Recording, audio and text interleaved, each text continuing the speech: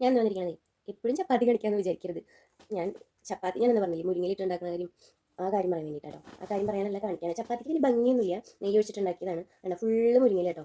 അത് ഞാൻ ആ പൊടിയിട്ട് കുഴയ്ക്കുമ്പോൾ ഇങ്ങനെ കുഴച്ചിട്ട് അതിൻ്റെ ഉള്ളിൽ ഫുള്ള് ഫില്ലിങ് അതാ മുരിങ്ങയില ചാടി ഇടുന്നത്.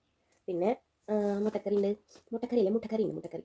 ഇത് ഞാൻ ഒരുപാട് മുളക് ഇട്ടില്ല, പച്ചമുളക് ഇട്ട് ജസ്റ്റ് ഒന്ന് മുളക് പൊടി ഇട്ടുള്ളൂ. കുറേ ഇന്നലെ മീൻകറി വെച്ചിട്ട് അതിൽ മുളക് കൂടിയിട്ട് വറ്റിച്ച് വെച്ചിട്ട് ഭയങ്കര മുളക് വയറിനൊക്കെ എന്തോ ഇരിച്ചിലും പോച്ചിലൊക്കെ പോലെ തോന്നുക. പിന്നെ രണ്ട് കുക്കുമ്പർ കേട്ടോ, പിന്നെ രണ്ട് കുക്കുമ്പർ, എൻ്റെ പ്ലേറ്റ്.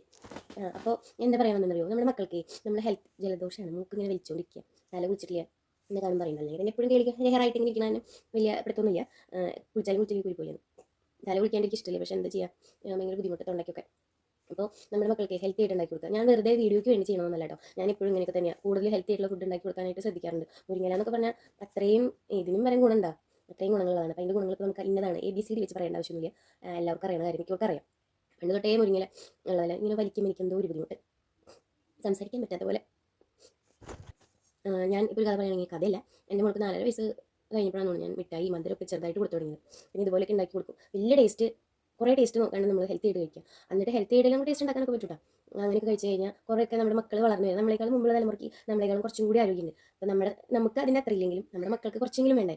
നമ്മൾ ഈ ഫാസ്റ്റ് ഫുഡൊക്കെ കൊടുത്ത് രാവിലെ തന്നെ ഉണ്ടല്ലോ, എന്താ പറയുക, ബിസ്ക്കറ്റ്, നൂഡിൽസ്, അതുപോലെ കുറേ മധുരമായിട്ട് ചായ, അധികം നമുക്ക് വലിക്കുക. അധികം പ്രായം ആയില്ലെങ്കിലും എന്താ പറയുക, 1 വയസ്സ് 1.5 വയസ്സാകുമ്പോഴേക്കും മിഠായി, ഐസ്ക്രീം എന്തൊക്കെയാണ് കാണിച്ചു കൊടുക്കുന്നത്. അത് പ്രഹസനം. ഞാൻ എന്താ പറയുന്നത് വെച്ചാൽ ദഹിക്കില്ല ചിലർക്ക്. ഈ കുടിക്കാത്തവർക്ക് കുടിക്കണവർക്ക് കുടിക്കാത്തവരെ കാണുമ്പോഴേ ഒരു പുച്ഛല്, ആ പുച്ഛം ഞാൻ പറയുമ്പോൾ ചിലർക്ക് ഉണ്ടാവും. അതുണ്ടായിക്കോട്ടെ, കുഴപ്പമില്ല, സ്വന്തം മക്കളെ കാര്യമില്ല, അത് അവരവർ നോക്കിക്കോളും. എൻ്റെ മോളെ കാര്യം ഞാൻ നോക്കുന്നുണ്ട്. ഞാനിത് പറയാൻ പ്രത്യേകിച്ച് വേറെ ഒന്നും ഉണ്ടായിട്ടില്ല, കുറേ പേര് ചെയ്യുന്നത് കാണുന്നതുകൊണ്ടാണ്. എന്തെങ്കിലും കൊണ്ട് തിന്നാൻ കൊടുക്കുക. ഈ പറഞ്ഞ പോലെ എന്താ പറയുക, ഹെൽത്തി അല്ലാത്ത കുറേ ഫുഡുകൾ നമ്മൾ കുറച്ചൊക്കെ നമ്മുടെ കയ്യിലല്ലേ, ദൈവം ബാധി നമ്മൾ ബാധിയല്ലേ. അപ്പോൾ നമ്മൾ കുറച്ചൊക്കെ നമ്മുടെ കാര്യങ്ങൾ നോക്കുക. എനിക്ക് പറയാൻ അർഹത എന്താണെന്ന് വെച്ചാൽ, ഞാൻ ചെയ്യുന്ന കാര്യത്തോട് പറയാൻ എനിക്ക്, ഞാൻ ചെയ്യാത്ത കാര്യം എനിക്ക് വെറുതെ വലിയ പൊടി പോലെ പറയേണ്ട ആവശ്യമില്ല. അപ്പോൾ എന്തൊക്കെയാണ് ഏതൊക്കെയാണെന്നൊക്കെ നമ്മൾ അവരവരെ അച്ഛനും അമ്മയ്ക്കാണ് നോക്കേണ്ടത്. മക്കളെ കാര്യം കുറച്ചൊക്കെ നമ്മൾ നോക്കുക. അവർ വളർന്നു വരികയാണ്, അപ്പോൾ അവരുണ്ടാക്കി തന്നെ കഴിക്കില്ലയോ. നല്ല ഫുഡും നല്ല ഒരു ഇതൊക്കെ നമ്മൾ കുറച്ചൊക്കെ പറഞ്ഞു കൊടുക്കണ്ടേ, എന്നാലേ അവർക്ക് അത് മനസ്സിലാക്കി ജീവിക്കാൻ പറ്റുള്ളൂ, അത് അവരെ മക്കൾക്ക് പകരുള്ളൂ.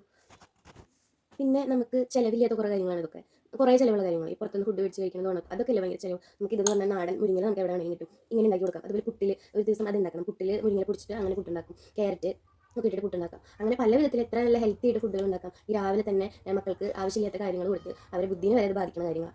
ഞാൻ കണ്ടിട്ടുള്ള കാര്യങ്ങളായിട്ട് വേണം, നമുക്ക് അവരോടൊന്നും ഒന്നും പറയാൻ പറ്റില്ല. എനിക്ക് വിഷമം കൊണ്ടാണ്, എനിക്ക് വിഷമമാണ് അത് കാണുമ്പോൾ.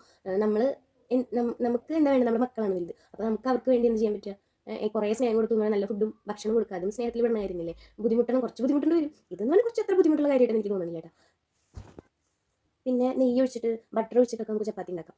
കുഴയ്ക്കുമ്പോൾ തന്നെ നെയ്യ് ഒഴിച്ചിട്ടുണ്ടാക്കാം. ഇതൊക്കെ എന്താ പറയുക, ഇപ്പോൾ ഞാൻ പറയണതല്ലോ, നമ്മൾ യൂട്യൂബിലായാലും ഇൻസ്റ്റയിലായാലും ഒക്കെ ഇപ്പോൾ ഫുഡും കാര്യങ്ങളും ഉണ്ടാക്കണമൊക്കെ സർവ്വസാധാരണമാണല്ലോ. അപ്പോൾ ഞാനിപ്പോൾ പറഞ്ഞുകൊണ്ട് പിന്നെ എത്ര പേര് നന്നാവും അങ്ങനെ പ്രതീക്ഷകളൊന്നും എനിക്കില്ല.